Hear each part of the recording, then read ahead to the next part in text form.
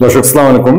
একটা খুবই জরুরি খবরের দ্রুত আপডেটের জন্য আপনাদের সামনে আসা, এবং সেই দ্রুত আপডেটটা হচ্ছে, আপনারা জানেন যে বাংলাদেশের সেনাবাহিনীর 16 অফিসারের উপরে গ্রেফতারি পরোয়ানা ছিল আন্তর্জাতিক অপরাধ ট্রাইব্যুনালের। সেই গ্রেফতারি পরোয়ানা অফিসিয়ালি তাদের কাছে বা সেনাবাহিনীর কাছে পৌঁছেছে কিনা, এবং সেই 16 অফিসারের মধ্যে বেশ 21 জন, সংখ্যাটাই বেশি, 16 জন তারা এখনো কর্মরত আছেন। সেই কর্মরত অফিসারদের যেই আপনার গ্রেফতারি পরোয়ানা, সেই পরোয়ানার পরে আলাপ আলোচনা শুরু হয় যে এটা একটা বাংলাদেশে একটা ব্যতিক্রমী বিরল ঘটনা, এবং এর আগে এ ধরনের ঘটনা ঘটেনি। ফলে সবদিকে উৎসুক যে এটার বিচার প্রক্রিয়াটা কেমন হবে, তাদেরকে কি অ্যারেস্ট করা হবে কিনা, অ্যারেস্ট করলে কোথায় রাখা হবে। গুঞ্জনটা গত দুদিন ধরে শুরু হয়েছিল যে এই কর্মকর্তা যাদের বিরুদ্ধে গ্রেফতারি পরোয়ানা জারি করা হয়েছে তাদেরকে হয়তো একটা সাব জেলে রাখা হতে পারে।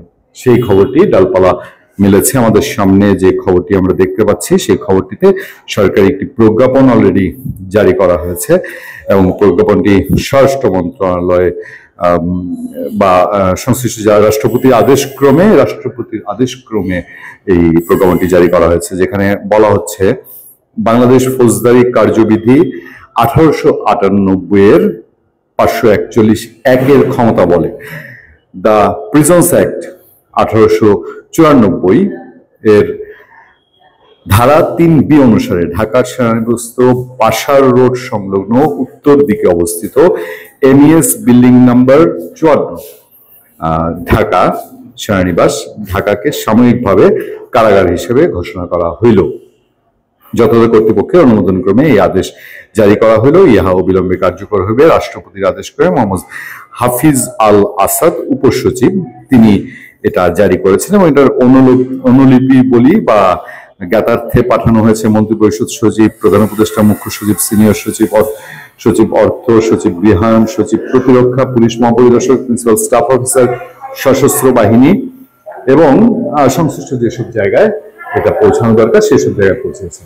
তার মানে আমরা ধরেই নিতে পারি যে যে সেনা কর্মকর্তাদেরকে সেনাবাহিনী তার আওতায় নিয়ে এসছে, তাদেরকে আলটিমেটলি গ্রেফতার দেখানো হচ্ছে, এরকমই ধরে নেওয়া খুব সহজ হিসাব। এবং তাদেরকে বিচারটা ফৌজদারি আদালতে হলেও তাদেরকে জন্য আলাদা একটি জেল নির্ধারণ করা হলো, এবং সাব জেল বিষয়টি অন্তর্বর্তী সরকারের সঙ্গে কি একটু মার্চ করার মতন বিষয় কিনা।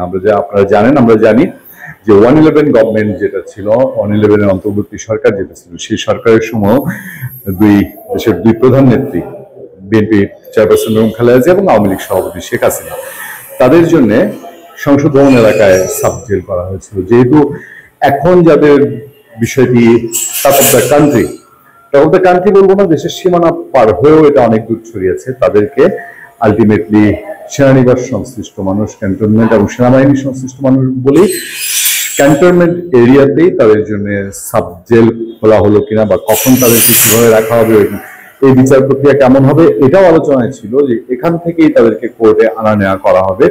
এখন মোটামুটি সেদিকেই যাচ্ছে, খুব সহজেই অনুমান করা যায়। ভালো থাকবেন, সুস্থ থাকবেন। আপনাদের সাথে আতিক রহমান, পূর্ণিয়া।